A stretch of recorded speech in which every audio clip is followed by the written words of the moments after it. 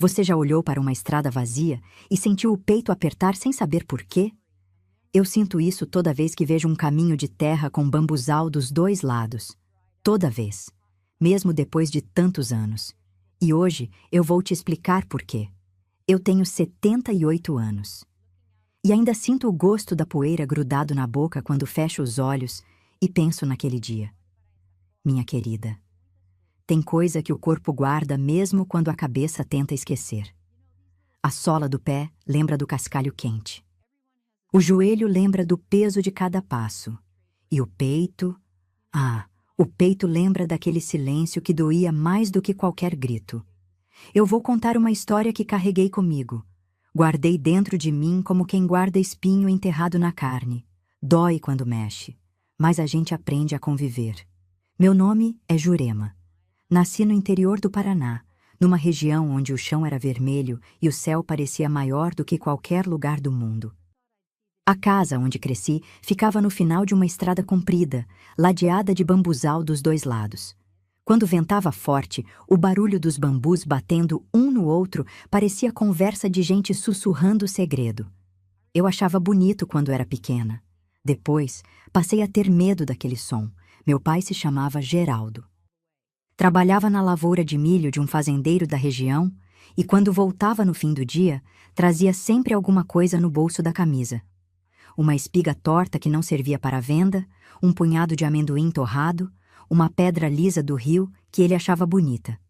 Ele colocava na minha mão e dizia que tinha trazido um tesouro para a princesa dele. A gente não tinha muito. A casa era simples e a porta da frente não fechava direito. Mas tinha uma coisa naquela casa que eu só fui entender o valor muito tempo depois. Tinha paz. Mamãe cantava enquanto mexia a panela no fogão a lenha, papai consertava as coisas sem pressa e eu brincava no quintal até o sol sumir. A vida era simples, mas era inteira. Papai morreu num dia de feira. Eu lembro porque ele tinha ido ajudar a carregar as sacas de milho no caminhão do patrão. Ninguém viu direito o que aconteceu. Disseram que ele caiu de cima da carroceria. Quando trouxeram ele de volta, já não respirava mais. Mamãe ficou parada na porta da cozinha com um pano de prato na mão. Ficou ali, olhando, e eu vi uma coisa no rosto da minha mãe Nazaré que nunca mais esqueci. Era como se alguém tivesse apagado uma vela por dentro dos olhos dela. A partir dali, tudo mudou. Mamãe precisou trabalhar dobrado. Lavava roupa para as mulheres da cidade, fazia doce de goiaba para vender na estrada e ainda cuidava da roça que papai tinha deixado. Eu ajudava no que podia, mas era pequena demais para muita coisa. Passava os dias cuidando da casa. Foi nessa época que apareceu o Janjão. João era o nome dele, mas todo mundo chamava de Janjão. Era um homem alto, de ombro largo e rosto fechado. Trabalhava com transporte de pedra e cascalho para as estradas da região, e tinha uma caminhonete velha que fazia um barulho que a gente ouvia de longe. Ele começou aparecendo para comprar os doces da mamãe. Depois, passou a trazer lenha cortada sem ninguém pedir. Depois, começou a ficar para o café da tarde. Eu não gostava dele. Não sei explicar direito por quê. Não era uma coisa que eu pensava, era uma coisa que eu sentia. Quando ele chegava, o ar da casa mudava. Mamãe ficava diferente, mais quieta, mais cuidadosa com as palavras. E ele tinha um jeito de olhar para mim que me fazia querer sumir. Não era raiva, não era carinho. Era como se eu fosse um estorvo, uma peça que não encaixava na vida nova que ele estava montando. Mamãe casou com ele. A cerimônia foi na igrejinha do distrito, com meia dúzia de vizinhos e um bolo que a tia Celestina trouxe de presente. Eu fiquei sentada no banco da frente e senti uma coisa apertar no peito que eu não sabia dar nome. Hoje sei que era pressentimento. A casa que era de paz virou outra coisa. Janjão trouxe as regras dele. A porta que antes ficava aberta agora tinha que ficar fechada. O rádio que mamãe ouvia enquanto cozinhava foi colocado no quarto dele, porque o som incomodava. As galinhas que a gente criava soltas no terreiro viraram assunto dele. Tudo tinha dono e tudo tinha ordem. E eu, que antes corria livre pelo quintal, passei a andar com cuidado, medindo cada passo, cada palavra, cada respiração. Mamãe teve 2 meninos com ele. Vieram um atrás do outro, rápido como chuva de verão. A casa ficou cheia de fralda no varal, de choro de madrugada e de mamadeira esquentando no fogão. Mamãe vivia cansada, com olheira funda e as mãos rachadas de tanto lavar e esfregar. Eu ajudava com os meninos. Trocava, ninava, levava para o quintal quando choravam demais. Fazia tudo calada, porque sabia que se reclamasse, a conta vinha dobrada. Janjão nunca me bateu. Quero deixar isso claro, minha amiga. Nunca encostou a mão em mim desse jeito. Mas tinha uma crueldade que era pior do que tapa. Era o desprezo. O jeito que ele falava comigo era como se eu não merecesse estar ali. Quando eu derrubava alguma coisa, ele olhava para a mamãe e comentava que eu não aprendia. Quando eu demorava para fazer alguma tarefa, ele balançava a cabeça devagar e suspirava, como se a minha existência fosse um fardo que ele carregava por obrigação. E mamãe Nazaré ficava quieta. Esse silêncio dela foi a coisa que mais me machucou na vida. Mais do que qualquer palavra que o Janjão soltou, mais do que qualquer olhar atravessado, mais do que qualquer noite que eu dormi com o rosto enterrado no travesseiro, para ninguém ouvir, foi o silêncio da minha mãe que me partiu por dentro. Eu era filha do casamento antigo. Era a lembrança viva de um homem que já não estava mais ali. E dentro daquela casa nova, eu fui virando sombra. Um dia, mamãe arrumou umas codornas para criar no fundo do quintal. Eram bichinhos miúdos, pintados de marrom e creme, que cantavam de manhã cedinho, com um som fininho que parecia flauta de brinquedo. Eu gostava delas. Cuidava da água, jogava quirera no comedouro e ficava olhando elas bicarem com aquele jeitinho apressado, a cabecinha subindo e descendo sem parar. Quem aqui já cuidou de codorna ou animal no quintal? Me conta o que vocês criavam em casa. Mas as codornas começaram a sumir. Primeiro foi uma, depois outra, e depois mais e mais. E o dedo apontou para mim. Se você quer saber o que aconteceu quando a culpa caiu nas minhas costas, fica aqui comigo. De onde vocês estão ouvindo essa história?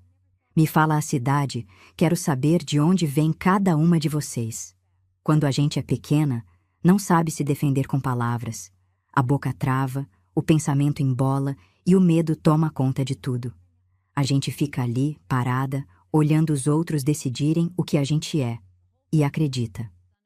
Foi assim que aconteceu comigo quando as codornas começaram a desaparecer. Na primeira vez, ninguém deu muita importância. Mamãe Nazaré achou que algum bicho do mato tinha entrado no cercado de noite. Raposa, gambá, essas coisas que rondavam a propriedade quando o frio apertava. Ela até reforçou a tela com arame que sobrou da cerca do pasto e pediu que eu tivesse mais cuidado na hora de fechar o portãozinho do viveiro antes de escurecer. Eu fechava, toda tarde, sem falta. Era a última coisa que eu fazia antes de entrar em casa. Conferia a tranca do viveiro, contava as codornas uma por uma e ainda passava a mão na tela para ver se tinha algum buraco. Eu gostava daquele momento. Era o único pedaço do dia em que eu me sentia útil de verdade, cuidando de alguma coisa viva que dependia de mim. Mas a segunda codorna sumiu mesmo com a tela inteira. Foi num começo de manhã. Eu fui jogar a quirera e contei. Faltava mais uma. O comedouro estava intocado, a água limpa, nenhuma pena espalhada pelo chão. Era como se a codorna tivesse evaporado durante a noite. Eu senti o estômago apertar porque sabia que aquilo ia virar assunto na mesa do almoço. E virou. Janjão largou o garfo no prato com força e olhou para a mamãe com aquele rosto duro que ele fazia quando queria que ela resolvesse alguma coisa. Não disse meu nome, não precisava. Só perguntou quem era que cuidava daqueles bichos. E o silêncio que veio depois foi a resposta que me condenou. Mamãe me olhou de um jeito que eu nunca tinha visto antes.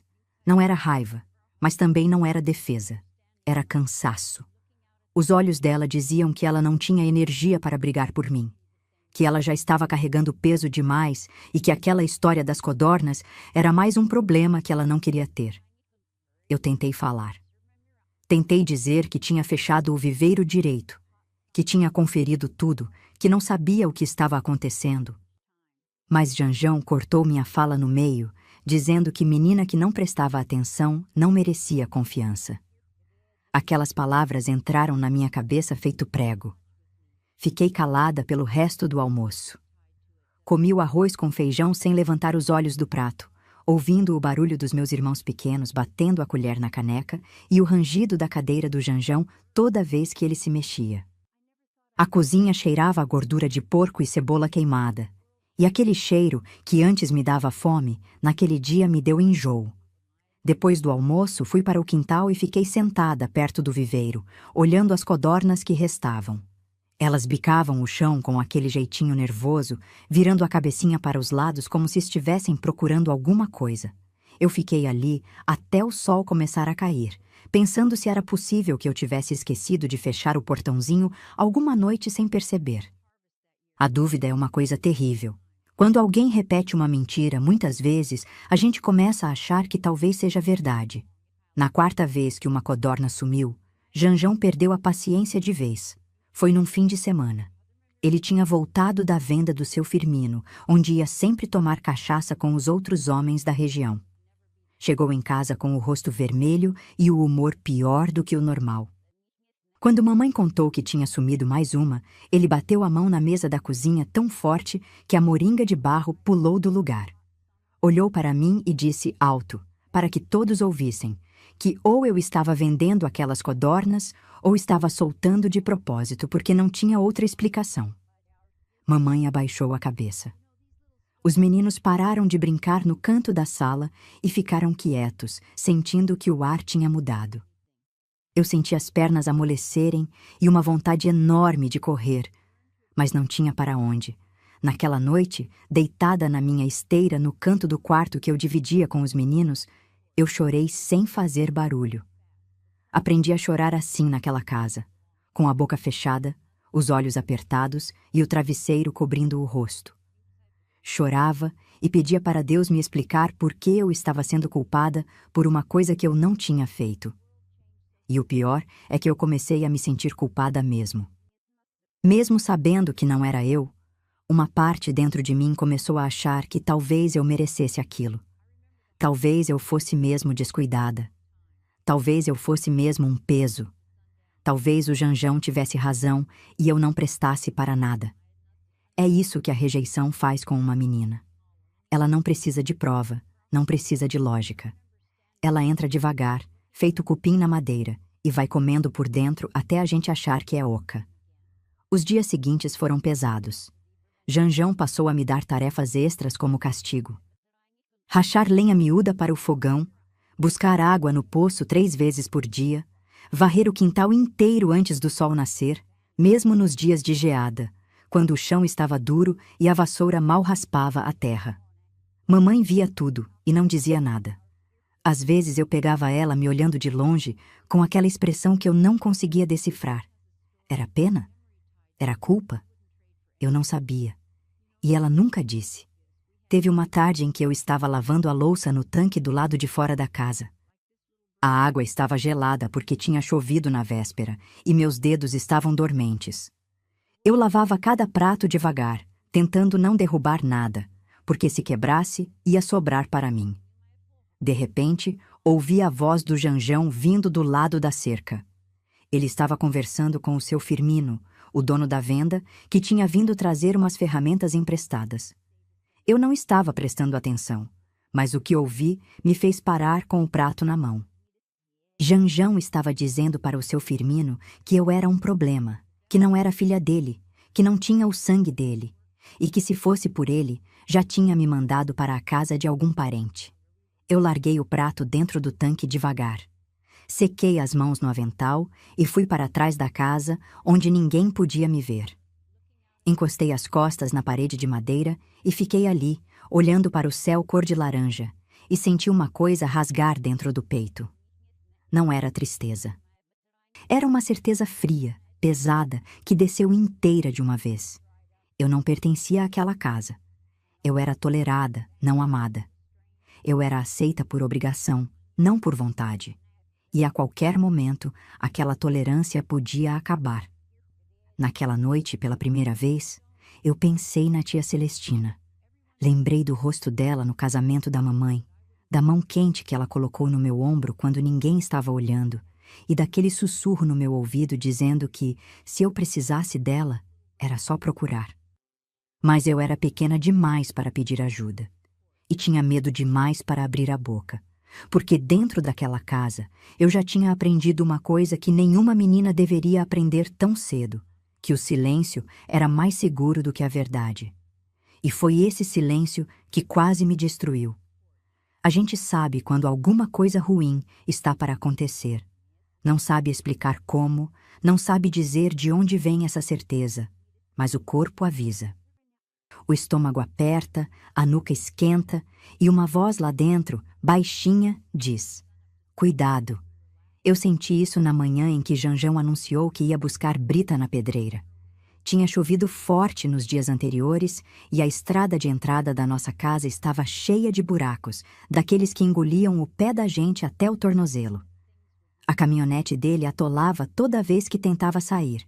E ele ficava furioso, xingando o barro, xingando a chuva, xingando tudo que estivesse por perto. Resolveu, então, que ia buscar cascalho na pedreira da região para tapar os buracos antes que viesse outra tempestade. Era começo de semana. Mamãe Nazaré estava na beira do tanque, esfregando os lençóis com sabão de cinza, as mãos vermelhas de tanto torcer o pano. Os meninos brincavam no terreiro com uns pedaços de pau, fazendo espada de mentira e gritando um com o outro. O cheiro de terra molhada subia do chão e se misturava com o perfume do jasmim que crescia perto da cerca. Janjão saiu do quarto já vestido com a roupa de trabalho. Calça grossa, camisa surrada e o chapéu de palha encardido que ele nunca lavava. Parou na porta da cozinha, olhou para a mamãe e avisou, com aquela voz seca que não deixava espaço para pergunta, que eu ia junto com ele para juntar as britas miúdas. Mamãe parou de esfregar. Levantou o rosto devagar e olhou para ele com as sobrancelhas apertadas. Eu estava do outro lado do quintal enchendo o bebedouro das codornas e senti o olhar dela me alcançar mesmo de longe. Ela não disse nada. Janjão repetiu, mais grosso, mandando que mamãe me arrumasse logo. Mamãe secou as mãos no avental e veio até mim. Abaixou o corpo, arrumou a gola do meu vestido e falou baixo, quase sussurrando, para eu ir com ele, obedecer direitinho e voltar logo. Tinha uma sombra no olhar dela que me deu um frio na barriga, mas eu não soube ler aquilo direito. Achei que era só preocupação de mãe. Subi na traseira da caminhonete porque Janjão nunca me deixava sentar na cabine. Dizia que a frente era lugar de gente e a traseira era lugar de carga. Eu me acomodei entre as ferramentas. Uma pá enferrujada, um balde amassado e umas cordas enroladas que cheiravam a mofo. O banco da traseira era de tábua solta, que balançava a cada buraco, e eu me segurava na lateral para não cair. O motor daquela caminhonete fazia um barulho que parecia tosse de velho. Engasgava nas subidas, tossia nas curvas e soltava uma fumaça escura que ardia nos olhos. O vento batia no meu rosto e trazia aquele cheiro forte de óleo queimado, misturado com poeira da estrada. A gente foi saindo da nossa região e entrando numa parte que eu não conhecia. As casas foram ficando mais distantes uma da outra, o mato foi crescendo dos dois lados da estrada e as árvores foram fechando o céu como se fizessem um túnel de folha e galho. De vez em quando passava um carro de boi vindo na direção contrária, e o carreiro levantava a mão num cumprimento silencioso. Janjão nem olhava. Eu fui contando os marcos do caminho para me sentir segura. A ponte de madeira sobre o córrego, o cruzeiro velho na beira da estrada, a mangueira enorme com o tronco pintado de branco, o barracão de fumo abandonado com o telhado caído. Fui guardando cada coisa na memória, sem saber que ia precisar daquelas referências na volta. Viajamos por muito tempo. O sol foi subindo e o calor foi apertando. Minha boca secou e eu tinha sede, mas não ia pedir nada para o Janjão. Aprendi que pedir alguma coisa para ele era dar motivo para a humilhação. Então fiquei quieta, lambendo os lábios rachados e engolindo a saliva que mal vinha. Quando a caminhonete finalmente parou, eu levantei a cabeça e olhei em volta. A pedreira era um lugar que parecia o fim do mundo. era um terreno enorme, aberto, cheio de pedra espalhada por todo lado. Pedra grande, pedra miúda, pedra quebrada, pedra empilhada. O chão era cinza e seco, sem uma folha verde, sem uma sombra onde descansar.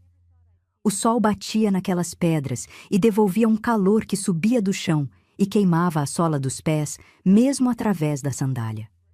Não tinha ninguém ali. Nenhum trabalhador, nenhuma máquina funcionando, nenhum barulho de ferramenta.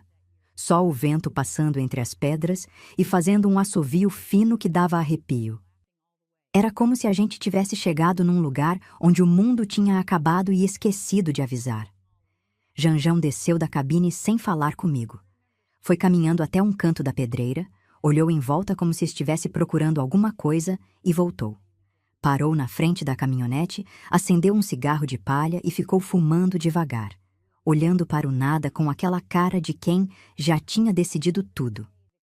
Depois de um tempo, apontou para um monte de cascalho no canto direito e mandou que eu fosse juntando as britas pequenas no balde, que ele queria tudo cheio antes de voltar. Eu desci da traseira, peguei o balde amassado e fui até o monte de cascalho. As pedras eram miúdas, cortantes, com quinas vivas que arranhavam os dedos. Eu fui catando uma por uma, colocando no balde com cuidado, ouvindo o barulho seco de pedra batendo em pedra dentro da lata. O sol castigava. A poeira entrava no nariz e grudava na garganta. O suor descia pela testa e pingava nos olhos, ardendo feito pimenta. Eu trabalhava sem parar, de cabeça baixa, tentando encher aquele balde o mais rápido possível para não dar motivo de reclamação. Não sei quanto tempo passei ali. Podia ter sido meia hora, podia ter sido mais. A noção de tempo se perde quando a gente está com medo e cansaço juntos. Só sei que em algum momento levantei o rosto para limpar o suor e olhei na direção onde Janjão estava. Ele não estava mais lá. A caminhonete não estava mais lá. O lugar onde ele tinha estacionado era só um pedaço de chão vazio, com as marcas dos pneus ainda desenhadas na terra clara. Eu fiquei parada com o balde na mão, olhando para aquele espaço vazio, e por um instante meu cérebro se recusou a entender o que tinha acontecido.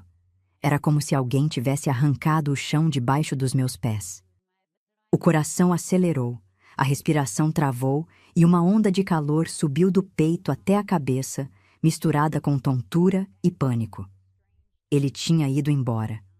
Tinha me deixado ali, sozinha, naquele fim de mundo, sem água, sem comida, sem saber o caminho de volta.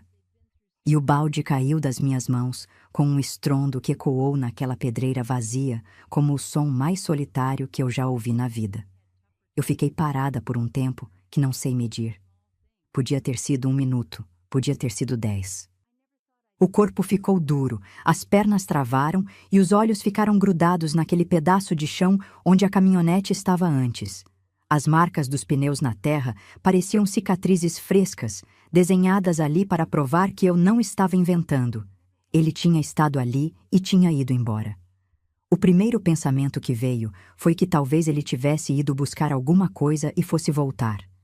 Talvez tivesse esquecido uma ferramenta em outro lugar, ou ido comprar cigarro na venda mais próxima. Eu me agarrei nessa esperança com toda a força que eu tinha, porque a outra possibilidade era grande demais para uma menina daquele tamanho aguentar. Esperei mais um pouco. Fiquei olhando para a estrada por onde a gente tinha vindo, esperando ver a poeira levantar ao longe, esperando ouvir aquele motor engasgado voltando. Mas a estrada ficou quieta. O vento passava pelas pedras, fazendo aquele assovio fino, e de vez em quando um pássaro cruzava o céu sem fazer barulho, como se até os bichos tivessem medo daquele lugar. Foi quando o sol começou a mudar de posição que eu entendi que ele não ia voltar.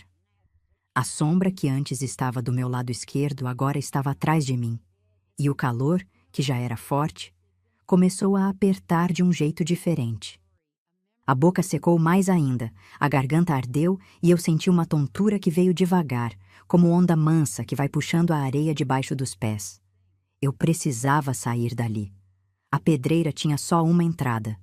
Um caminho de terra batida que se abria entre 2 morros de pedra e descia até a estrada principal. Eu lembrava daquele trecho porque quando a caminhonete entrou ali, as rodas tinham patinado na terra solta e o Janjão tinha xingado o volante como se a culpa fosse da máquina. Comecei a andar. Os primeiros passos foram os mais difíceis. Não por causa do cansaço. Aquele veio depois. Foi por causa do medo. Cada vez que eu olhava para trás, a pedreira ia ficando menor. E a certeza de que eu estava sozinha ia ficando maior. Era como soltar a mão de alguém no escuro e perceber que não tem mais ninguém segurando.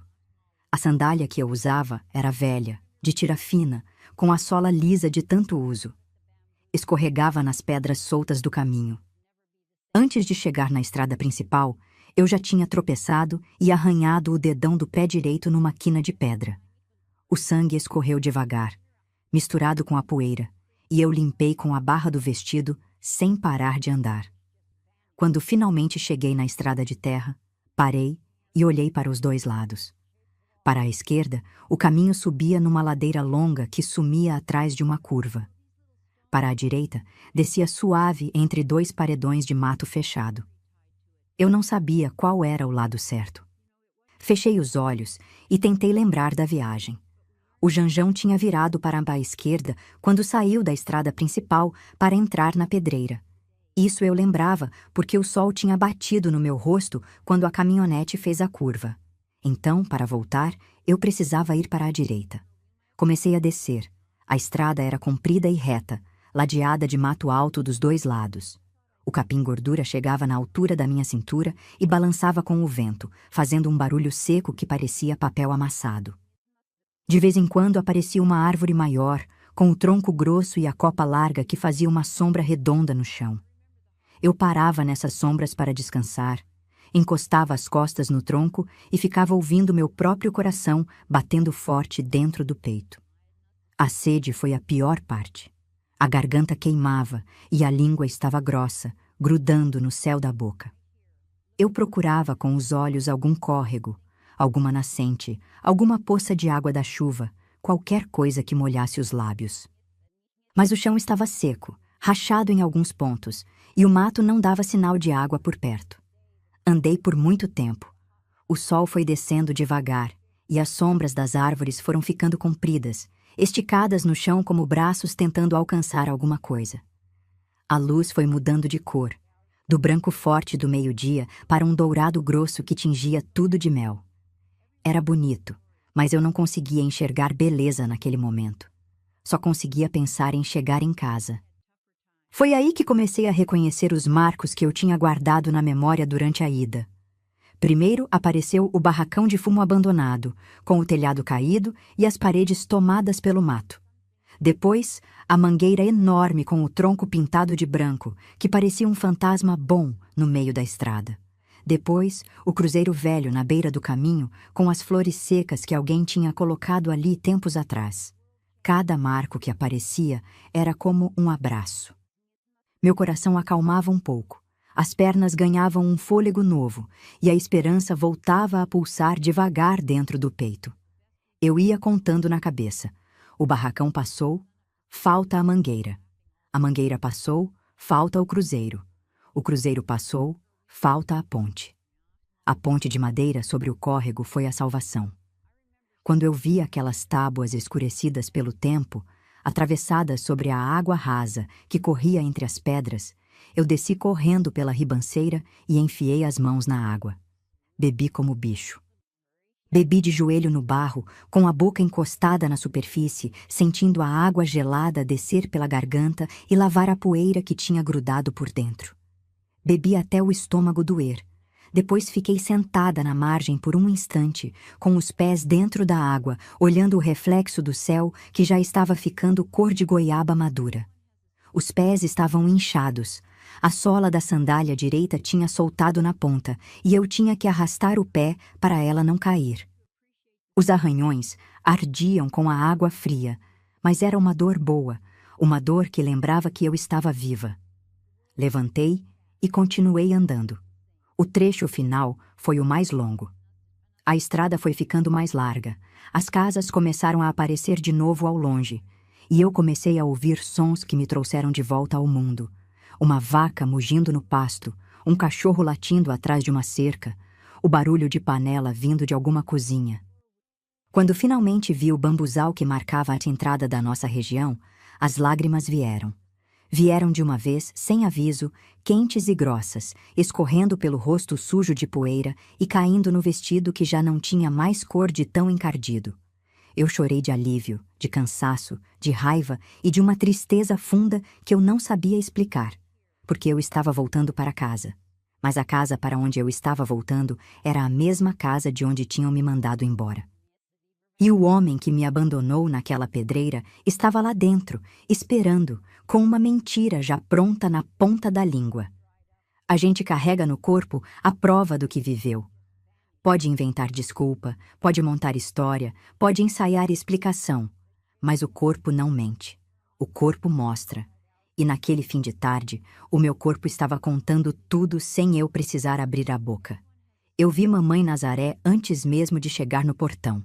Ela estava no quintal, perto do varal, mas não estava estendendo roupa. Estava parada, com os braços caídos ao lado do corpo e os olhos fixos na estrada. O vento puxava a barra do vestido dela e mexia nos cabelos que escapavam do coque, mas ela não se movia. Parecia uma estátua plantada ali, esperando alguma coisa que já deveria ter chegado. Quando me viu, o rosto dela mudou de uma vez. Não foi alívio, não foi raiva, foi espanto.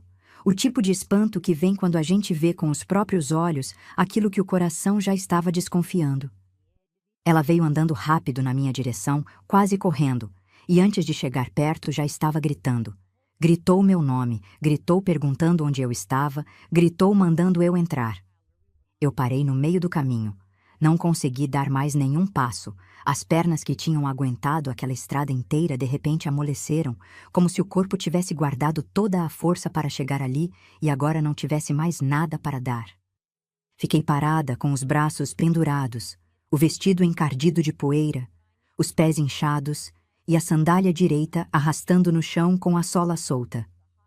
Mamãe parou na minha frente e ficou me olhando de cima a baixo. Os olhos dela foram descendo devagar. Passaram pelo meu rosto queimado de sol, pelo cabelo grudado de suor, pelas mãos arranhadas, pelo vestido rasgado na barra, pelos joelhos ralados e pelos pés que sangravam em 2 lugares. E ali aconteceu uma coisa que eu nunca esqueci. Mamãe levantou o rosto e olhou para trás, na direção da casa. Janjão estava encostado no batente da porta da cozinha, de braço cruzado, com aquela cara de pedra que ele fazia quando queria parecer inocente.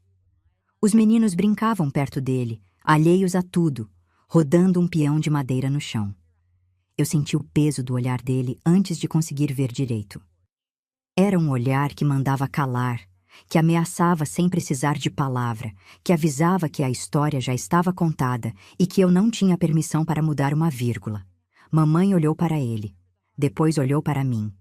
Depois olhou de novo para ele. E naquele triângulo de olhares, aconteceu uma conversa inteira sem ninguém abrir a boca. Os olhos da minha mãe fizeram perguntas que a voz dela não tinha coragem de fazer. E os olhos do Janjão deram respostas que só quem mente sabe dar, firmes, frios e sem piscar. Ele se adiantou. Saiu do batente. Caminhou devagar até onde estávamos e começou a explicar para a mamãe, com aquela voz mansa que ele usava quando queria parecer razoável, que eu tinha saído andando da pedreira sem esperar, que ele tinha virado as costas por um instante e quando olhou eu já não estava mais ali, que ele me procurou pela estrada e não me encontrou, que a culpa era minha por ser teimosa e não ter ficado no lugar. A história estava redonda. Cada pedaço encaixava no outro com a perfeição de quem já tinha ensaiado muitas vezes. Ele falava olhando para a mamãe com um ar de cansaço, como se estivesse exausto de lidar comigo, como se eu fosse o problema que ele sempre disse que eu era. Eu quis gritar. Quis dizer que era mentira, que ele tinha me largado ali de propósito, que a caminhonete tinha sumido enquanto eu catava pedra de cabeça baixa, que eu andei aquela estrada inteira sozinha debaixo do sol, com sede e medo, e os pés sangrando. Quis contar cada minuto daquela caminhada, cada tropeço, cada lágrima que caiu no chão de terra, sem ninguém para enxugar. mas o olhar dele travou minha boca. Era o mesmo olhar que ele me dava quando eu derrubava alguma coisa dentro de casa. O mesmo olhar que me fazia encolher. O mesmo olhar que dizia, sem precisar de som, que se eu abrisse a boca, o que viesse depois ia ser pior. Então fiquei calada. Mamãe me mandou entrar, tomar banho e comer alguma coisa. Eu entrei com a cabeça baixa, passei pela cozinha sem olhar para ninguém e fui para o tanque dos fundos. A água estava fria porque o sol já tinha ido embora, e quando ela bateu nos arranhões dos pés e das mãos, ardeu tanto que eu mordi o lábio para não chorar. Lavei a poeira do corpo, vesti uma roupa limpa que mamãe tinha deixado pendurada no prego da parede e fui para a cozinha. Tinha um prato de arroz com ovo frito na mesa. Comia em silêncio, mastigando devagar, sentindo o gosto da comida se misturar com o gosto amargo que eu tinha na boca desde a pedreira. Os meninos já tinham dormido. Janjão estava no quarto. A casa estava quieta daquele jeito que precede tempestade. Tudo calmo por fora, tudo girando por dentro. Mamãe apareceu na cozinha quando eu estava lavando meu prato. Encostou no batente da porta e ficou me olhando sem falar nada. Eu continuei lavando, esfregando o prato com a bucha de palha, fazendo força para não levantar os olhos porque sabia que se olhasse para ela, ia desabar. Então ela fez uma coisa que me pegou de surpresa. Veio por trás, colocou a mão no meu ombro e apertou de leve. Não foi um abraço, não foi um carinho feito de propósito. Foi um toque pequeno, rápido, quase invisível, mas que carregava um peso enorme. Era como se aquela mão estivesse pedindo desculpa por todas as vezes que ficou parada. Como se aquele aperto dissesse o que a boca dela não conseguia dizer. Eu parei de lavar o prato. Fiquei imóvel, com as mãos dentro da água, sentindo o calor daquela mão no meu ombro. E por um segundo só, senti que mamãe estava do meu lado. Mas o segundo passou. Ela tirou a mão, saiu da cozinha e foi para o quarto sem olhar para trás. E eu fiquei ali, com as mãos na água fria, perguntando para Deus se aquele toque tinha sido real ou se eu tinha inventado ele de tanta vontade que eu tinha de acreditar. Naquela noite, deitada na esteira, com o corpo doendo inteiro e os pés latejando dentro de umas meias velhas que mamãe tinha colocado com pomada de ervas, eu não consegui dormir. Fiquei olhando para o teto de madeira, ouvindo o rangido da casa com o vento e o barulho da respiração pesada dos meus irmãos dormindo. E entendi uma coisa que me doeu mais do que a caminhada inteira. Mamãe sabia. Ela sabia que a história do Janjão era mentira. Ela tinha lido nos meus pés, nas minhas mãos, no meu rosto, tudo o que aconteceu. Mas mesmo sabendo, ela não tinha feito nada. E essa foi a ferida que demorou mais para cicatrizar. Não foi o abandono na pedreira, não foi a caminhada sozinha, não foi a mentira dele. Foi o silêncio da minha mãe sabendo a verdade. Janjão saiu cedo. Eu ouvi o barulho da caminhonete antes do sol clarear, o motor tossindo na estrada e o portão de madeira batendo atrás dele.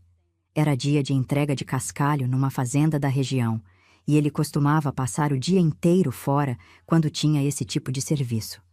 A casa respirava diferente quando ele não estava.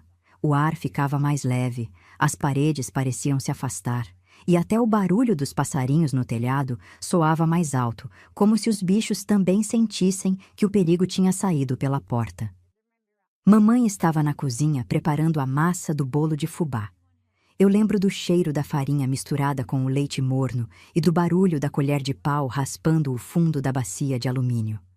Os meninos ainda dormiam, e a casa tinha aquele silêncio bom da madrugada que já virou manhã, mas ainda não virou confusão. Eu entrei na cozinha devagar. Os pés ainda doíam por causa dos cortes, e mamãe tinha enrolado umas tiras de pano velho nas partes piores, fazendo uma espécie de curativo que eu precisava trocar toda manhã. Sentei no banquinho perto do fogão e fiquei olhando ela mexer a massa sem falar nada. Nazaré não me olhou de imediato. Continuou batendo o bolo com aquele ritmo de quem faz a mesma coisa há tantos anos que o braço se move sozinho.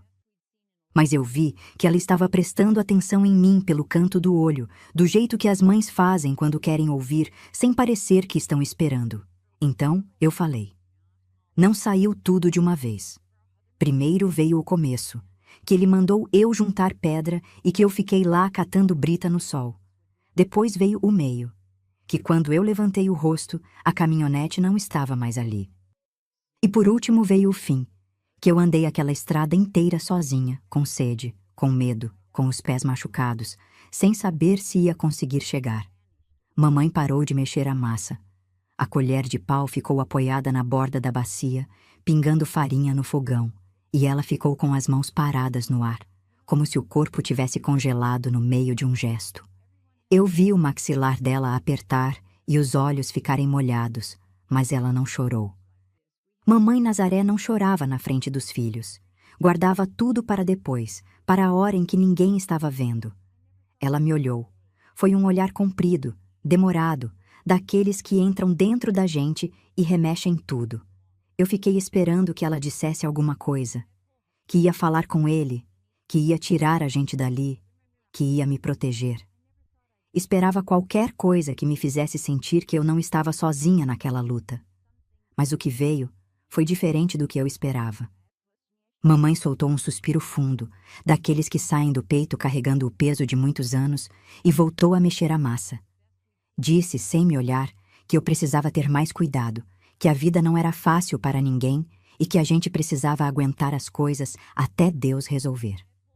Eu tinha acabado de contar que fui abandonada numa pedreira deserta, e a resposta que recebi foi para ter paciência. Aquilo me cortou por dentro de um jeito que nem a caminhada descalça na pedra tinha cortado. Porque quando a gente apanha do mundo, dói. Mas quando a gente busca abrigo na própria mãe e encontra só mais vento, a dor não tem nome. Eu não disse mais nada. Levantei da rede, peguei a vassoura e fui varrer como fazia toda manhã. Varri devagar, arrastando as cerdas na terra com força, como se estivesse varrendo para fora de mim tudo aquilo que eu estava sentindo. A poeira subia e grudava no suor do rosto, e eu ia passando a manga do vestido nos olhos de vez em quando, fingindo que era por causa do cisco. A partir daquele dia, alguma coisa mudou dentro de mim. Não foi uma mudança que os outros pudessem ver. Por fora, eu continuava a mesma menina quieta que obedecia sem reclamar. Mas por dentro, uma parede começou a subir. Uma parede feita de silêncio e de desconfiança que ia separando eu de um lado e o resto da casa do outro. Eu parei de esperar proteção. Parei de olhar para a mamãe buscando amparo. Parei de acreditar que alguém naquela casa ia se colocar entre mim e o Janjão. E comecei a me preparar, sem saber direito para quê, mas sentindo que precisava ficar forte, porque ninguém ia ser forte por mim. O trabalho aumentou. Janjão, talvez percebendo que a história da pedreira não tinha ficado tão bem resolvida quanto ele queria, começou a me dar ainda mais tarefas. Eu acordava antes do sol para acender o fogão a lenha. Buscava água no poço, enquanto a geada ainda cobria o capim de branco. Lavava a louça da noite anterior, que ninguém tinha lavado. Alimentava as codornas que restavam. Varria o terreiro. Rachava a lenha fina. E ainda ajudava a mamãe com os meninos, trocando fralda, esquentando uma madeira e ninando o mais novo quando ele chorava de cólica. Eu era pequena. Tinha mãos de quem deveria estar brincando de boneca e estava usando essas mãos para rachar lenha e torcer lençol pesado. Tinha costas de quem deveria estar correndo no pasto e estava curvando essas costas sobre o tanque de lavar roupa. A infância foi sendo engolida um dia de cada vez, sem que ninguém percebesse, ou sem que ninguém quisesse perceber. Mas mamãe percebeu. Eu sei que ela percebeu, porque de vez em quando, nos dias em que Janjão saía cedo e voltava tarde, ela fazia coisas pequenas que me mostravam que ela ainda me via. Guardava um pedaço de bolo de fubá embaixo de um pano na prateleira, no lugar onde só eu sabia procurar. Deixava uma caneca de leite morno no canto do fogão com uma pitada de canela, do jeito que eu gostava. Passava a mão nos meus cabelos quando eu estava distraída lavando louça, rápido, quase sem encostar, como se tivesse medo de que alguém visse. Eram gestos tão pequenos que qualquer pessoa de fora não teria notado. Mas para mim, aqueles gestos eram tudo que eu tinha. Eram a prova de que Mamãe Nazaré ainda me amava, mesmo que não tivesse coragem de dizer, mesmo que não tivesse força de agir. E foi esse amor torto, escondido, cheio de medo, que me manteve de pé naquela casa. Até o dia em que nem isso foi suficiente. Minha filha, Deus tem um jeito estranho de mandar socorro. Às vezes, não vem do jeito que a gente espera, nem na hora que a gente pede. Vem quieto, sem aviso, vestido de roupa de visita, trazendo bolo numa vasilha de alumínio e cheirando a sabonete de lavanda. Foi assim que a tia Celestina apareceu na nossa porta. Ela era a irmã mais velha da mamãe. Morava numa cidadezinha a umas horas de viagem dali, onde trabalhava costurando para as famílias da região. Tinha as mãos cheias de marca de agulha, os dedos calejados de tanto cortar tecido com tesoura pesada e uma firmeza no olhar que fazia qualquer pessoa pensar 2 vezes antes de inventar mentira na frente dela. Tia Celestina não era mulher de falar muito, mas quando falava, cada palavra chegava no lugar certo. Ela veio numa manhã de sol. Chegou na carona de um caminhão de leite que passava pela nossa região toda semana. Desceu na beira da estrada com uma sacola de pano numa mão e a vasilha de bolo na outra, e veio caminhando pelo trilho de terra até a nossa casa.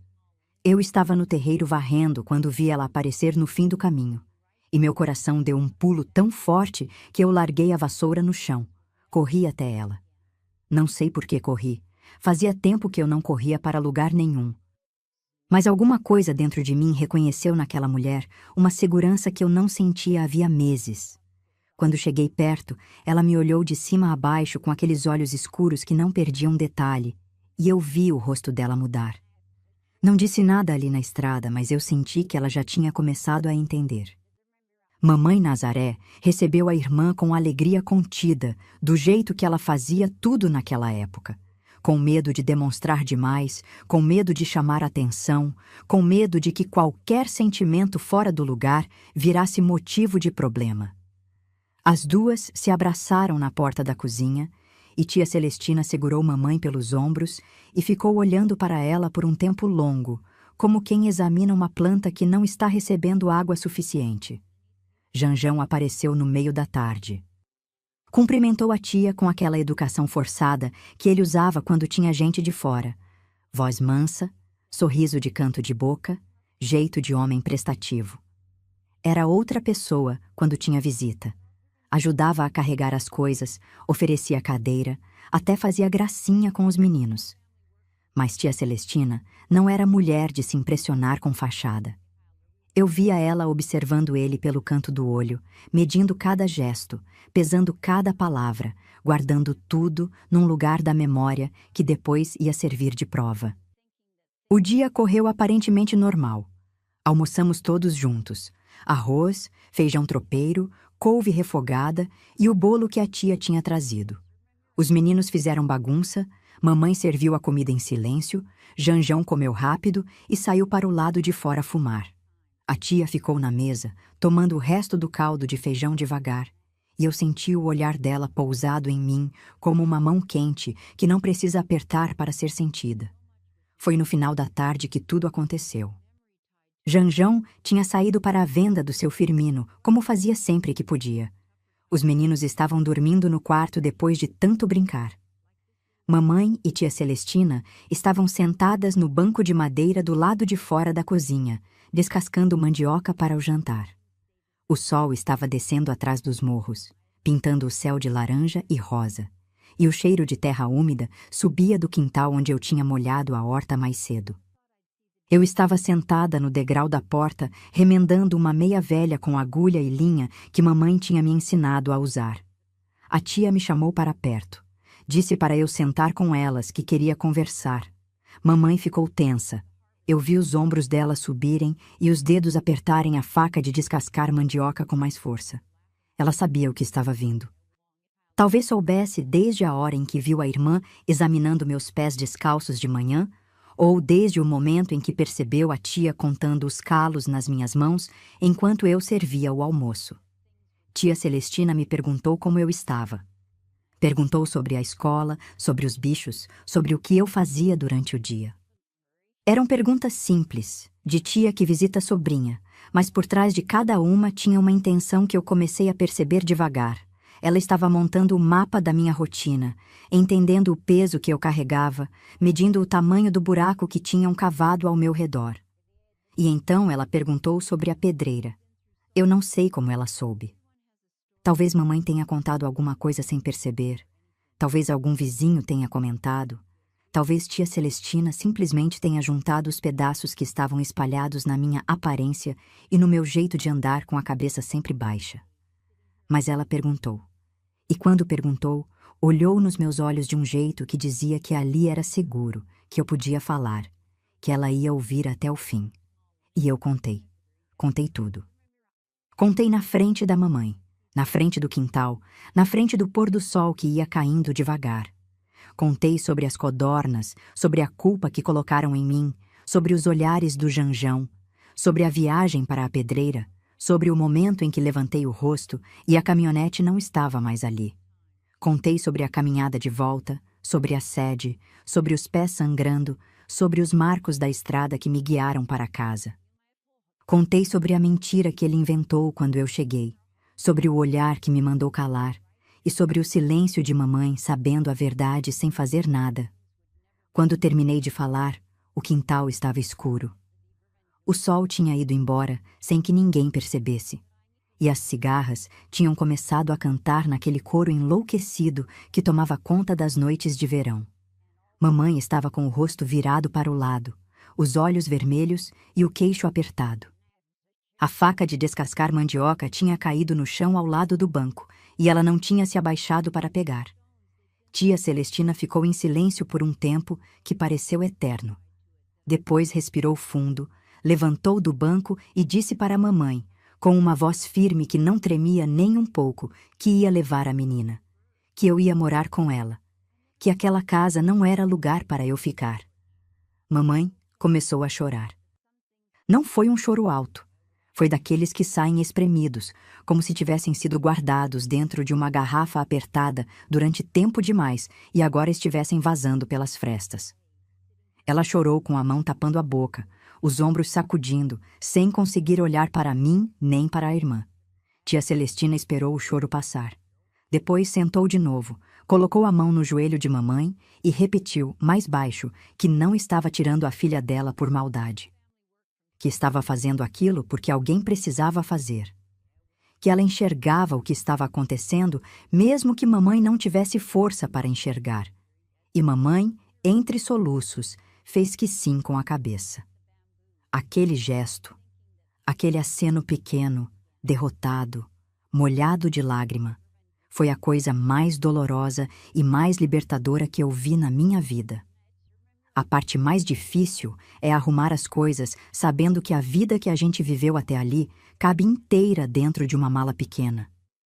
E que a pessoa que deveria pedir para a gente ficar não vai abrir a boca. Tia Celestina decidiu que a gente ia embora no dia seguinte bem cedo, no mesmo caminhão de leite que passava pela estrada toda semana. Eu tive o restante do dia para me despedir daquela casa, daquele quintal, daquele pedaço de mundo que, por mais duro que tivesse sido, era o único que eu conhecia. O dia seguinte amanheceu cinzento. O céu estava coberto de nuvem baixa, daquelas que ficam pesadas feito colchão de algodão sujo e não deixam o sol passar. O ar cheirava a chuva que ainda não tinha caído, e os passarinhos estavam quietos nos galhos da goiabeira, como se soubessem que alguma coisa estava para mudar. Janjão voltou da venda do seu Firmino naquela noite e encontrou a decisão já tomada. Eu não vi a conversa entre ele e a tia Celestina. Mamãe me mandou para o quarto com os meninos assim que ouviu o barulho da caminhonete chegando. Mas ouvi pedaços. Ouvi a voz dele subindo, o tom ficando grosso, e depois ouvi a voz da tia cortando por cima, firme, sem gaguejar, sem recuar 1 centímetro. Ouvi o silêncio de mamãe no meio daquela disputa, e aquele silêncio doeu mais do que os gritos. Na manhã seguinte, Janjão saiu cedo e não voltou o dia inteiro.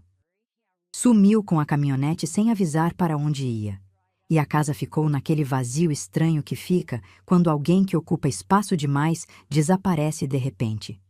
Era como se as paredes tivessem se alargado e o teto tivesse subido. Mamãe passou o dia inteiro cozinhando. Fez bolo de fubá, fez brevidade de polvilho, fez rosquinha de nata frita na gordura de porco. Não disse por quê, não explicou para quem era, mas eu sabia, era para mim. Era o jeito dela de dizer o que a boca não conseguia, que ela sentia, que ela sabia que estava me perdendo e que a única coisa que ela podia fazer era encher uma vasilha de comida e torcer para que aquilo dissesse o suficiente. Eu passei a manhã no quintal, fazendo as coisas pela última vez.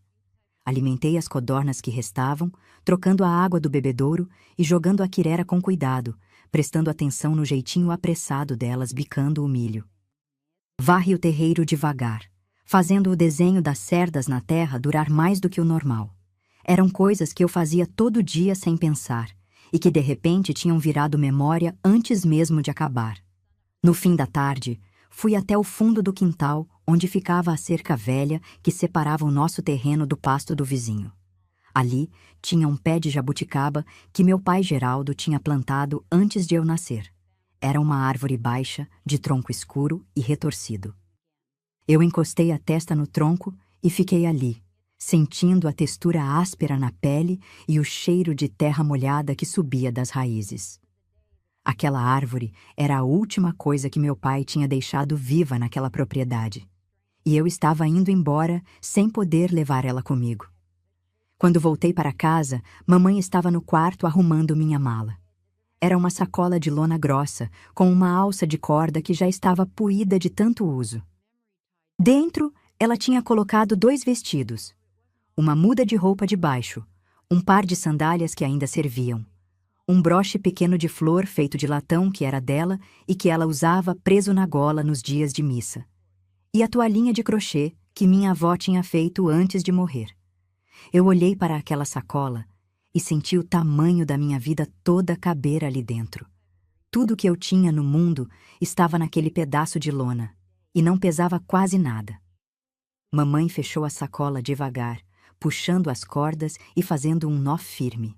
Depois ficou parada, com as mãos em cima da sacola, olhando para o nó como se estivesse amarrando outra coisa junto.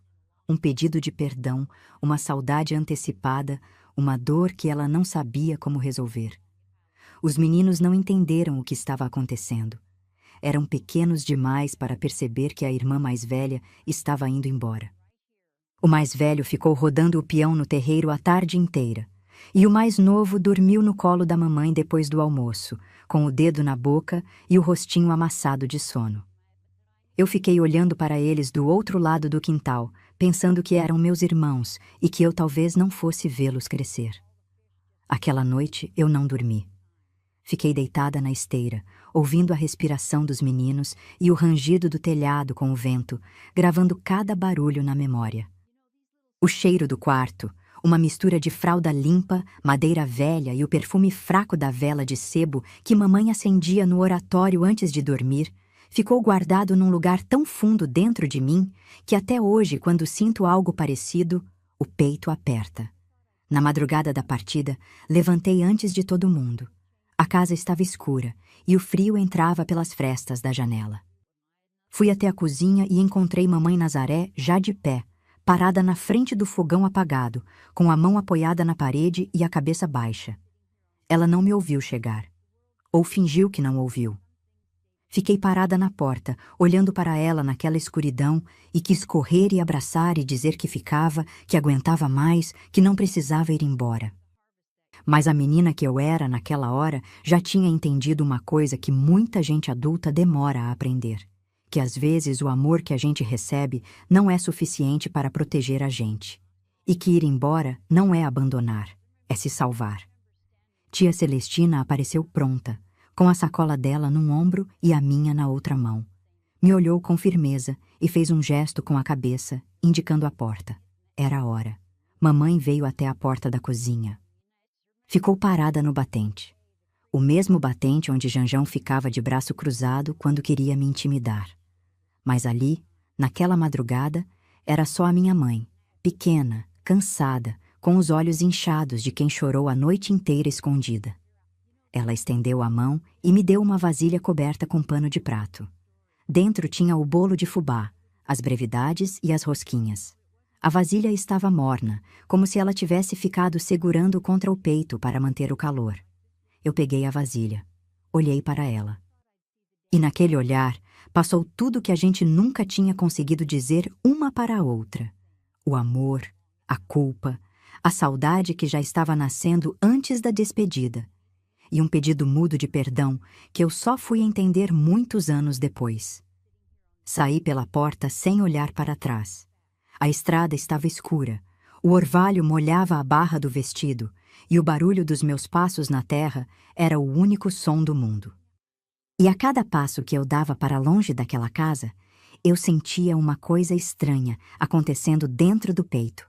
Uma mistura de dor e alívio que não fazia sentido, mas que era real. Porque eu estava perdendo minha mãe, mas estava ganhando uma chance. Quando a gente planta uma muda arrancada do chão com raiz e tudo, ela demora para firmar no lugar novo. Fica murcha uns dias, com as folhas caídas e o caule torto, como se o corpo inteiro estivesse de luto pelo chão que perdeu. Mas se a terra for boa e se tiver alguém regando com paciência, um dia ela endireita. Levanta a cabeça devagar e começa a querer sol de novo. Foi assim comigo na casa da tia Celestina. A cidadezinha onde ela morava ficava num vale entre dois morros cobertos de mata. Tinha uma rua principal com calçamento de paralelepípedo, uma igreja de torre branca no centro da praça e um mercado onde os fazendeiros traziam leite, queijo e rapadura toda semana. O barulho era diferente. Em vez de vaca mugindo e portão rangendo, eu ouvia sino de igreja, carroça no calçamento e vozes de gente conversando na calçada depois do jantar. A casa da tia era pequena, mas arrumada com um capricho que eu nunca tinha visto. Tinha cortina de renda na janela, toalhinha bordada em cima da mesa e um vaso de samambaia pendurado na varanda que ela regava toda manhã com um cuidado de quem cuida de filho. O chão era de taco de madeira encerado e eu tinha medo de andar descalça para não riscar.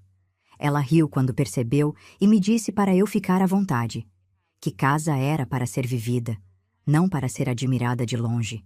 Tia Celestina vivia da costura. Tinha uma máquina Singer preta com pedal de ferro que ficava no canto da sala, coberta com um pano florido quando não estava em uso. Ela costurava vestido, saia, calça, avental, toalha de mesa, tudo que as mulheres da cidade encomendavam. O barulho daquela máquina, o tec-tec-tec ritmado do pedal e o zunido da agulha entrando no tecido, virou o som da minha nova vida. Eu adormecia ouvindo aquele barulho e acordava com ele, e aos poucos ele foi substituindo os sons que eu tinha medo de lembrar. Nos primeiros dias, eu fazia tudo andando na ponta dos pés. Falava baixo, pedia licença para tudo, sentava na beirada da cadeira como se pudesse ser mandada embora a qualquer momento. A tia percebeu e não disse nada de imediato. Foi me observando com aquela paciência de costureira que sabe que ponto apressado arrebenta a linha. Mas aos poucos, ela foi me mostrando que ali era diferente. Na primeira manhã, eu levantei antes do sol, como fazia na casa de mamãe, e fui varrer o quintal. Quando a tia me viu com a vassoura na mão no escuro, veio até mim e tirou a vassoura da minha mão com cuidado. Me levou para dentro, esquentou leite com canela no fogãozinho de 2 bocas que ela tinha e sentou comigo na mesa da cozinha enquanto o dia clareava. Não falou sobre trabalho, não falou sobre obrigação. Ficou ali, tomando leite junto comigo, em silêncio, como se estivesse me ensinando que existia um tempo no dia que era só para existir. Eu não estava acostumada com aquilo.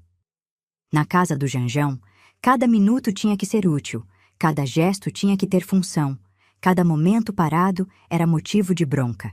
Ali, na cozinha da tia Celestina, com o vapor do leite subindo entre nós duas e o cheiro de canela perfumando o ar, eu descobri uma coisa que tinha esquecido que existia. Descanso. Mas a saudade veio forte. Veio de noite, quando a casa ficava quieta, e eu deitava na cama que a tia tinha arrumado para mim no quartinho dos fundos. Era uma cama de verdade, com colchão e lençol limpo que cheirava a sabão de coco. E eu, que estava acostumada a dormir em esteira no chão, estranhei aquela maciez. Ficava duro, tenso, esperando um barulho que não vinha, um passo pesado no corredor que não ia acontecer. E era nesses momentos que a saudade de mamãe apertava. Eu pensava nela sozinha naquela cozinha escura, com os meninos dormindo e o Janjão roncando no quarto, e sentia uma culpa enorme por ter ido embora. Achava que tinha abandonado ela. Achava que ela estava sofrendo por minha causa. Achava que eu deveria ter ficado, aguentado, suportado, para não deixar mamãe Nazaré sozinha com aquele homem. A tia percebeu que eu chorava de noite. Não sei como. Talvez ouvisse através da parede fina, talvez visse meus olhos inchados de manhã. Numa dessas noites, ela apareceu na porta do quartinho com um cobertor grosso nos braços. Entrou devagar, cobriu minhas pernas, sentou na beira da cama e ficou ali, com a mão pousada no meu tornozelo, sem falar nada. Ficou até eu parar de chorar. Ficou até minha respiração acalmar. E quando levantou para sair, passou a mão nos meus cabelos uma única vez, com um carinho tão leve que parecia asa de borboleta. Aquele gesto me curou mais do que qualquer remédio, porque não era só o toque, era a presença.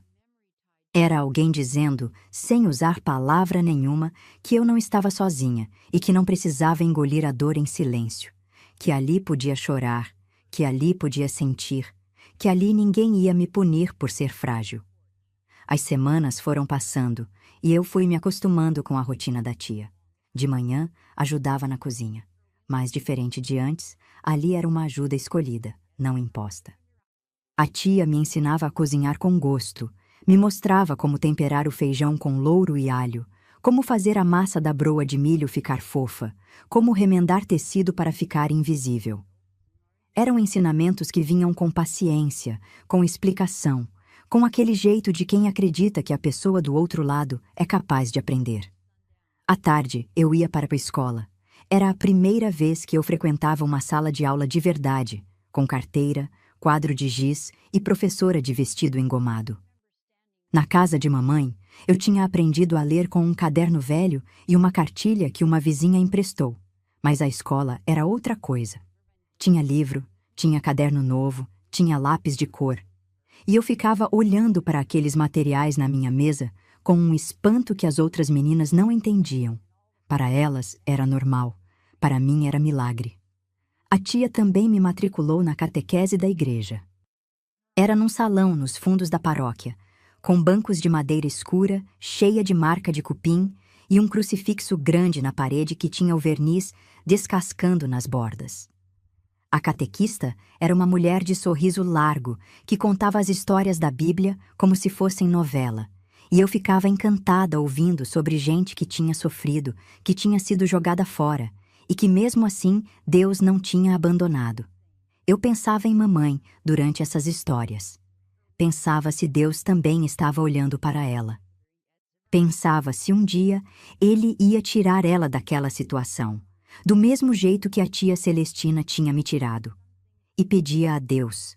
Pedia todo dia, ajoelhada na beira da cama, com as mãos juntas e os olhos fechados, para que Ele cuidasse de mamãe Nazaré, dos meus irmãos, e até do Janjão, porque eu achava que se Deus mudasse o coração dele, talvez mamãe pudesse ser feliz.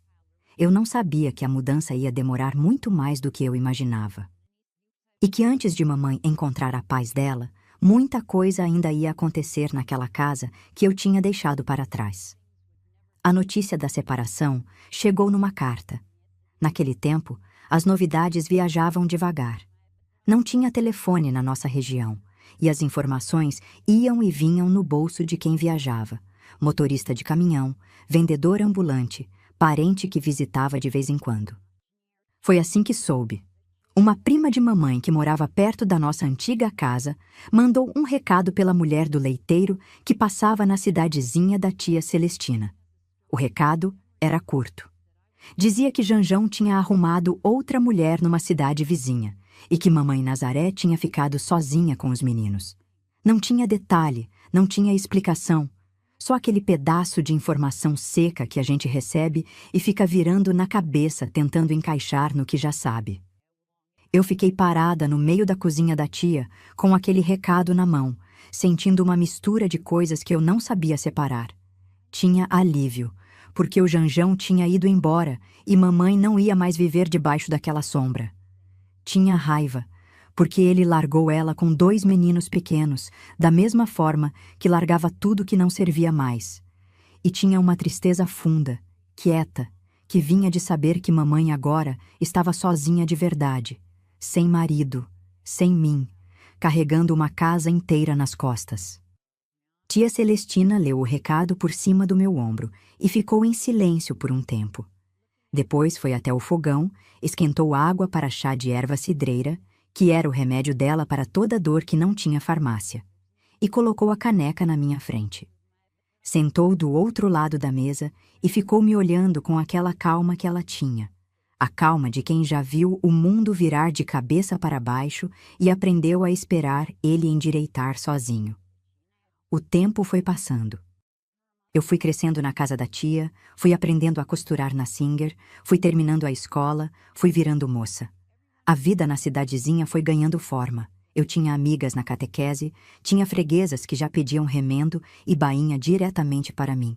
Tinha um cantinho na varanda onde sentava para bordar nas tardes mais calmas. A menina assustada que chegou com uma sacola de lona e os pés machucados foi ficando para trás. E no lugar dela foi surgindo uma pessoa que eu ainda estava aprendendo a reconhecer. Mas mamãe nunca saiu do meu pensamento. Não tinha um dia em que eu não pensasse nela, em que não me perguntasse como ela estava, se os meninos estavam bem, se ela estava conseguindo se virar. A saudade era uma companheira constante, calada, que sentava do meu lado em todo lugar e não ia embora nem quando eu pedia. De vez em quando chegavam notícias esparsas, que mamãe estava lavando roupa para fora de novo, que os meninos estavam crescendo fortes, que o Janjão aparecia nos finais de semana para ver os filhos e depois voltava para a cidade onde morava com a outra mulher. Que mamãe aceitava ele na casa como se fosse pensão. Ele chegava, ficava 1 ou 2 dias, via os meninos e ia embora. Não tinham mais nada um com o outro, mas ela não fechava a porta para o pai dos filhos dela. Eu achava aquilo estranho. Achava que mamãe deveria ter raiva, deveria negar a entrada, deveria trancar o portão e jogar a chave fora. Mas com o tempo fui entendendo que Nazaré não era mulher de guerra. Era mulher de resistência. Aguentava calada, cedia quando precisava e guardava a dignidade dela num lugar tão fundo que ninguém conseguia alcançar para tirar. Então veio a notícia que mudou tudo. Mamãe estava doente. O coração.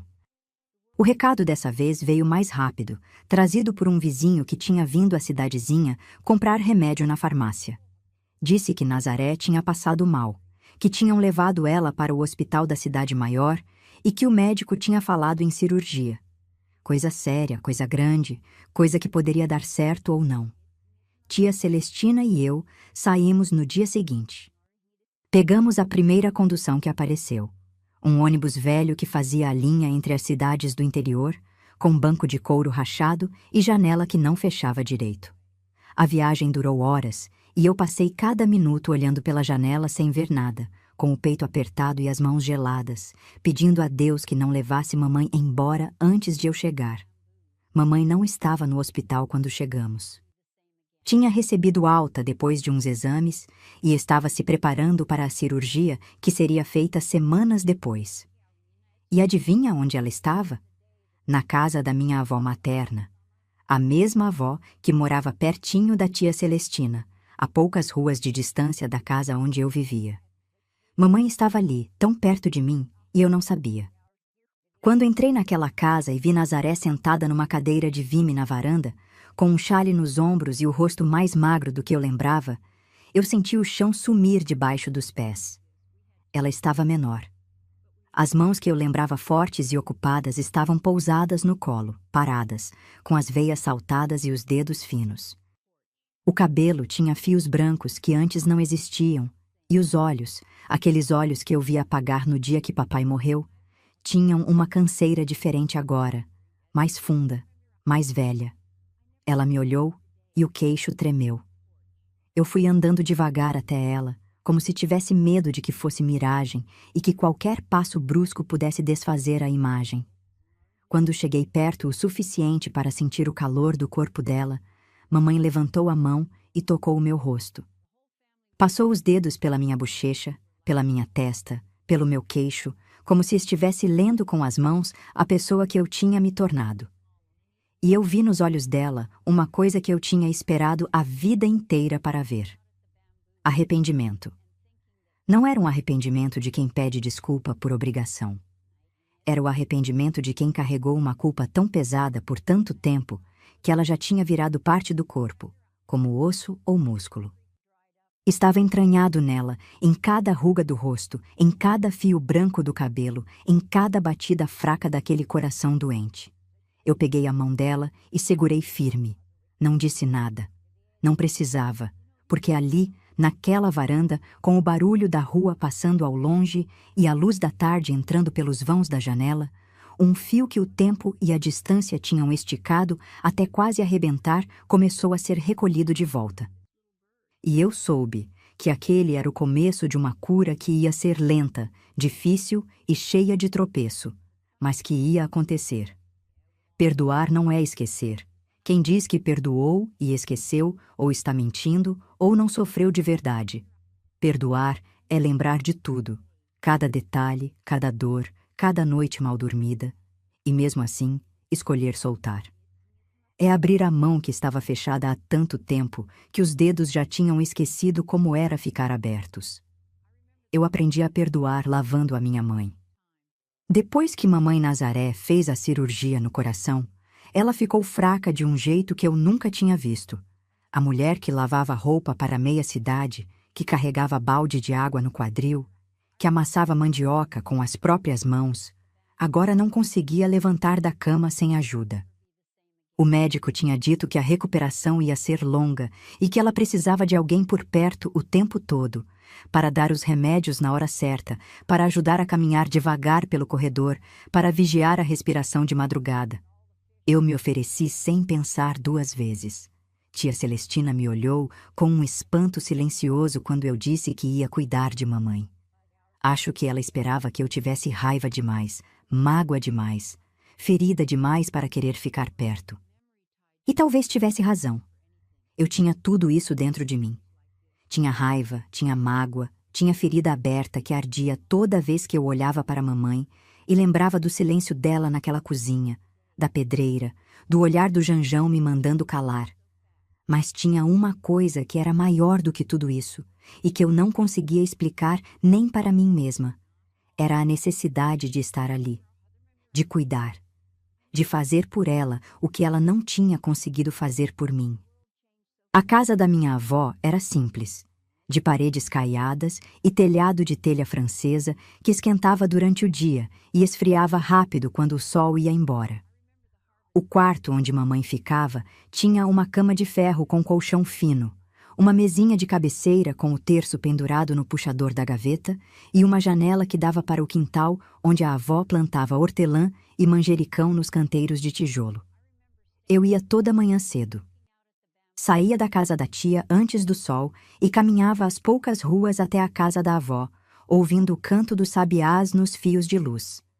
Chegava, esquentava a água no fogão, preparava o chá de erva cidreira que o médico tinha indicado e levava para a mamãe na cama. Ajudava ela a sentar, arrumava o travesseiro atrás das costas e ficava ali enquanto ela tomava devagar, segurando a caneca com as duas mãos porque uma só não tinha mais firmeza. Depois, dava os remédios. Eram comprimidos pequenos que ela tinha dificuldade de engolir, e eu partia no meio com a faca e misturava com uma colher de mel para descer mais fácil. Limpava o rosto dela com um pano úmido, arrumava o cabelo com carinho, prendia o broche de flor de latão no chale dela, o mesmo broche que ela tinha colocado na minha sacola no dia que eu fui embora, e ajeitava o chale nos ombros quando ela sentia frio. Era estranho cuidar da minha mãe. estranho e sagrado ao mesmo tempo. Porque cada gesto que eu fazia era um espelho invertido da minha infância. Eu estava fazendo por ela o que ela deveria ter feito por mim: proteger, amparar, estar presente. E a cada vez que eu passava o pano no rosto dela, ou arrumava o cobertor nas pernas, eu sentia uma camada de mágoa se soltar de dentro de mim, devagar, como casca de ferida que o corpo vai largando quando a carne por baixo já está nova. Mamãe quase não falava nos primeiros dias. Ficava me olhando com aqueles olhos cansados, acompanhando cada movimento meu com uma atenção que eu reconhecia. Era o mesmo olhar que ela tinha naqueles dias antigos, quando me observava de longe na porta da cozinha sem coragem de agir. Só que agora não era mais observação de quem não sabe o que fazer. Era observação de quem está tentando entender como a filha que ela não protegeu cresceu e se tornou a pessoa que estava ali, cuidando dela. Teve uma tarde em que eu estava trocando o lençol da cama enquanto mamãe sentava na cadeira perto da janela. O sol entrava de lado, pintando o rosto dela com uma luz dourada que suavizava as rugas e fazia o cabelo branco brilhar. Eu estava puxando o lençol limpo por cima do colchão quando senti uma mão me segurar pelo pulso. Mamãe tinha se levantado da cadeira e estava de pé ao meu lado, tremendo de fraqueza, mas de pé. Segurava meu pulso com uma força que eu não imaginava que ela ainda tivesse. E quando eu olhei para o rosto dela, vi que estava chorando. Não era o choro contido que eu conhecia. Era um choro aberto, com lágrima grossa descendo pelo rosto, o queixo tremendo e a boca tentando formar palavras que custavam a sair. Ela não precisou falar muito. O pouco que saiu bastou. Disse que sabia de tudo que tinha acontecido na pedreira, que sempre soube que cada dia que passou em silêncio foi uma pedra que ela carregou no peito, e que o peso daquelas pedras era o que tinha adoecido o coração dela. Disse que eu não merecia o que vivi, que ela deveria ter me protegido, e que a maior dor da vida dela não era a cirurgia nem a doença. Era saber que a própria filha precisou ser salva por outra pessoa, porque a mãe não teve coragem. Eu fiquei parada, com o lençol na mão e o coração batendo tão forte que eu sentia a pulsação nos ouvidos. Tinha esperado aquelas palavras a vida inteira. Tinha imaginado aquele momento 1000 vezes. No quartinho da tia, nas noites de insônia, nas manhãs quietas quando a saudade apertava mais forte. E agora que estava acontecendo, eu não sabia o que sentir. Porque não veio raiva. Não veio vontade de cobrar, de gritar, de jogar na cara dela tudo que eu guardei. O que veio foi uma coisa que eu não esperava. Veio pena. Pena daquela mulher que viveu presa dentro do próprio medo, que amou em silêncio, que sofreu calada e que carregou uma culpa tão grande que o corpo não aguentou. Eu larguei o lençol no colchão, segurei as mãos dela nas minhas e apertei firme. Ficamos ali, de pé, no meio daquele quarto, com o sol entrando pela janela e as mãos entrelaçadas, e nenhuma das duas disse mais nada. Não precisava. Porque aquele aperto de mão estava dizendo tudo, estava dizendo eu te perdoo, estava dizendo eu ainda te amo, estava dizendo que a gente pode começar de novo mesmo quando parece tarde demais. Mamãe encostou a testa na minha e eu senti a respiração fraca dela no meu rosto. Ficou ali alguns segundos que pareceram uma vida inteira. E quando se afastou, eu vi nos olhos dela uma coisa que não via desde antes de papai morrer. Uma luz, pequena, frágil, tremendo como chama de vela em noite de vento. Mas acesa. A partir daquele dia, tudo mudou entre nós. Não mudou de uma vez. Não mudou com festa, nem com declaração. Mudou no jeito que ela segurava minha mão quando eu ajudava ela a caminhar. Mudou no jeito que ela me olhava quando eu chegava de manhã. Mudou no sorriso pequeno que aparecia no canto da boca quando eu contava alguma coisa do meu dia. A cura dela virou a nossa cura. Mamãe se recuperou da cirurgia. Demorou, foi difícil. Teve dias em que eu achei que ela não ia aguentar. O corpo fraco, a respiração curta, aquele cansaço que não passava nem com descanso. Mas Nazaré era feita de um material que eu só fui entender depois de velha. Era mulher de fibra escondida, daquelas que parecem frágeis por fora, mas por dentro têm raiz de árvore centenária. Ela foi melhorando devagar, um dia de cada vez, como quem sobe ladeira íngreme, sem pressa, mas sem parar. Durante aqueles meses que eu cuidei dela na casa da minha avó, a gente construiu uma coisa que nunca tinha existido entre nós: uma amizade. Parece estranho dizer isso de mãe e filha, mas é a verdade. Antes, o que tinha entre nós era obrigação, silêncio e medo. Depois da cirurgia, começou a ter conversa. Mamãe foi se abrindo comigo aos poucos, contando pedaços da vida dela que eu nunca tinha ouvido. Como conheceu meu pai, como foi o dia que eu nasci, como ela se sentiu quando ficou viúva tão moça com uma filha pequena e o mundo inteiro pesando nos ombros. Eu ia ouvindo calada, guardando cada pedaço, montando dentro de mim o mapa de uma mulher que eu achava que conhecia, mas que na verdade só tinha visto pela metade. A Nazaré que eu conhecia era a mãe que não me defendeu. A Nazaré que eu estava descobrindo era uma mulher que teve medo a vida inteira. Medo de ficar sozinha, medo de perder o teto, medo de que os filhos passassem fome, medo de que o mundo fosse cruel demais para quem não tinha homem do lado. E esse medo é uma prisão que muita mulher da minha geração conhece. A gente foi criada achando que sem marido não era ninguém, que aguentar calada era virtude, que engolir dor era força. Mamãe engoliu tanta dor que o coração dela adoeceu por dentro, no sentido mais real que essa palavra pode ter. Quando ela ficou boa o suficiente para caminhar sozinha e cuidar de si, voltou para a casa dela. Mas as coisas já eram diferentes. Os meninos estavam maiores, já ajudavam na roça e na casa, e Janjão continuava aparecendo nos finais de semana para ver os filhos. Só que agora, uma coisa curiosa tinha acontecido. A raiva entre eles tinha virado outra coisa. Não era amor, não era saudade, não era desejo de voltar. Era uma espécie de costume que foi virando companheirismo torto. Ele chegava, trazia alguma coisa para os meninos, tomava um prato de comida na cozinha e ia embora. E mamãe aceitava aquilo com uma paz que eu demorei para entender. Um dia eu perguntei para ela por que deixava ele entrar. Por que não fechava a porta? Por que não dizia que não queria mais ver aquele homem que tinha feito tanto mal? E mamãe me olhou com uma calma que me surpreendeu e explicou que guardar raiva era carregar o peso de outra pessoa nas próprias costas.